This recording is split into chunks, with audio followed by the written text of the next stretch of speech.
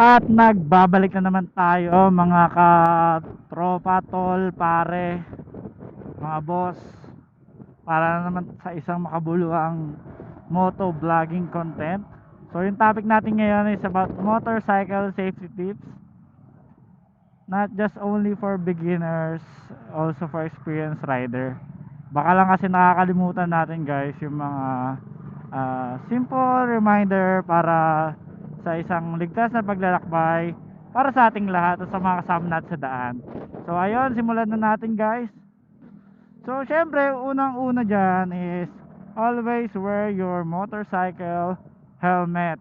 Either mapalaapit lang yan, bibili sa mga Mercury, ganyan, Watson or whatsoever, kakain sa McDo or Jollibee.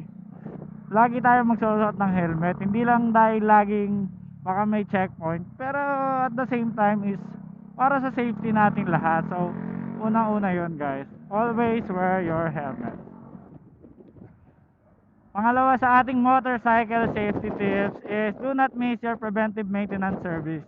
Kapag gear oil, engine oil, brake pads, belt, battery, ano pa ba, spark plug.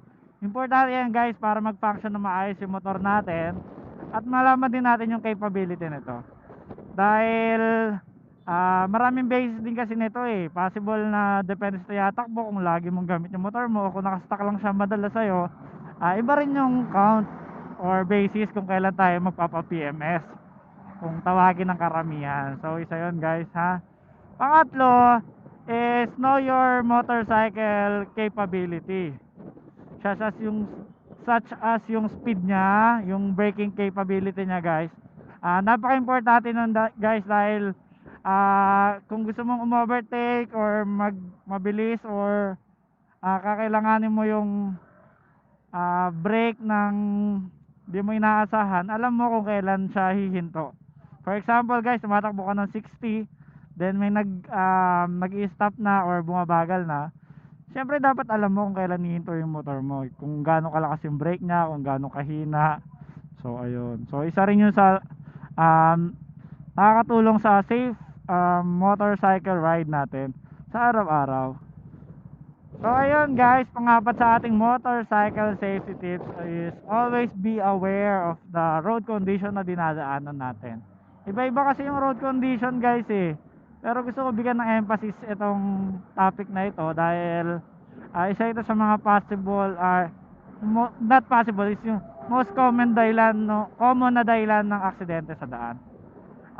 Yung mga delikado na road condition guys is yung mga mabubuhangin, mga malulupa, mga kulay brown, nagpapalit ng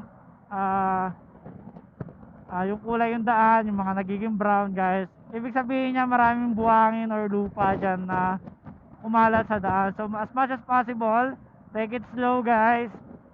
Dahil hindi tayo pwede gumamit ng matinding preno pag nandun tayo sa ganung road condition. Magbagal lang tayo guys. At the same time guys, yung mga pagkagabi or maulan, nagbago ang kulay ng daan, naging rainbow.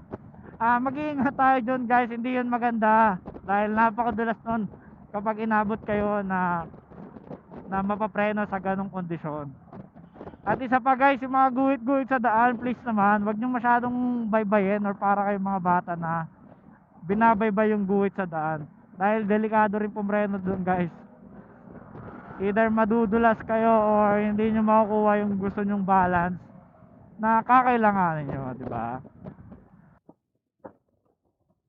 Number 5 sa ating listahan is always be aware of other vehicles around you. So pag nagmomotor tayo guys, hindi pwede yung soloista lang tayo.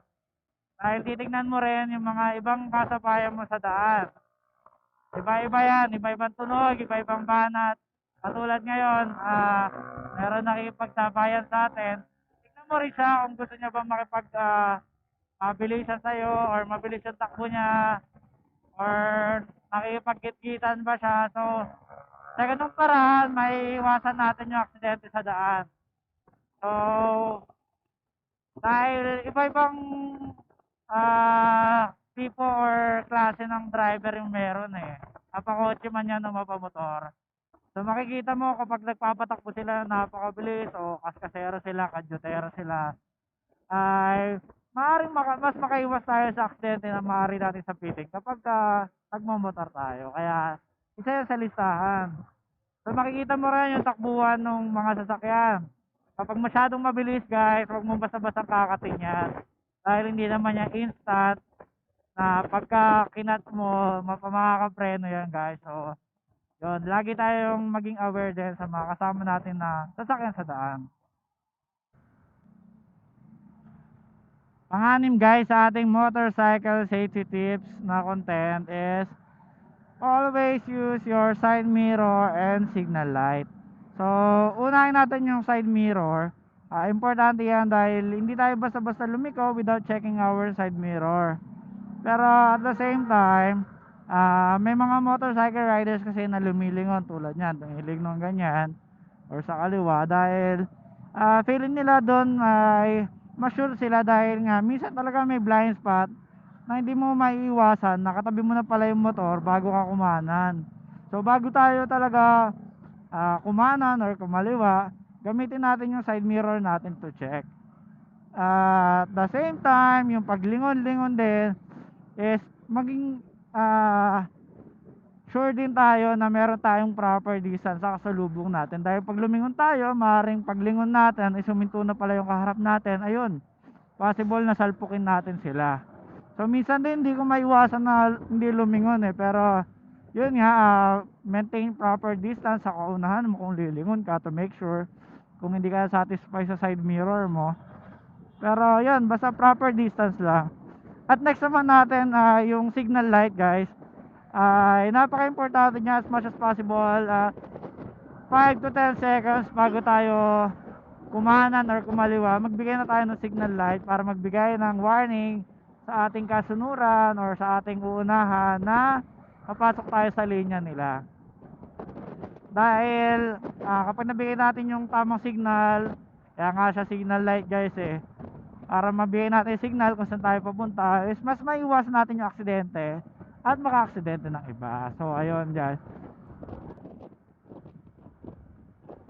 pampito sa ating listahan ng ating motorcycle safety tips is ride at your own pace.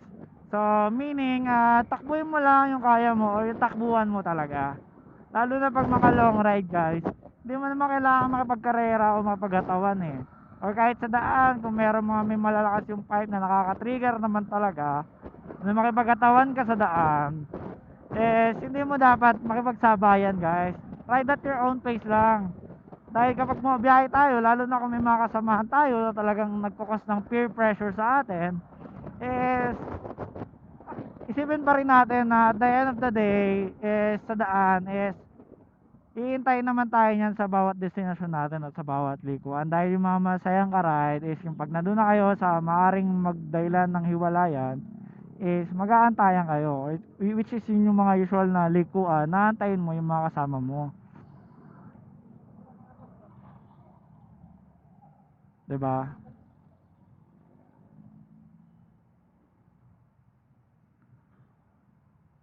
Usual na nagiging cause kasi yun guys ng aksidente sa long ride is yung tumatakbo yung mga kasama natin na hindi naman natin katakbuhan. Usually yung iba sa mga baguhan pa lang takbong 40 to 60 lang sila or 60 to 80, ay yung mga kasama nila tumatakbo ng 80 to 100, which is nagkakos ng pressure sa kanila at hindi nila nakokontrol yung level nila.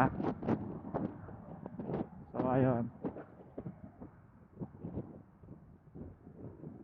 last but not the least sa ating motorcycle safety tips is always maintain calm and focus sa daan. Isa yun sa mga beneficial talaga guys pagka nagmomotor ka, is focus ka talaga sa pagmomotor mo dahil dalawa lang gulong mo guys as much as possible yung mga senses mo dapat talaga is aktibo yan pag nagmomotor ka. Di man yan makikita ng iba pero yung pagiging kalmado mo sa daan is talagang malaking tulong para mag-cause ng safe at peaceful na paglalakbay sa iyong mga dadaanan. Saka maiiwasan din yung mga away o problema o yung galit.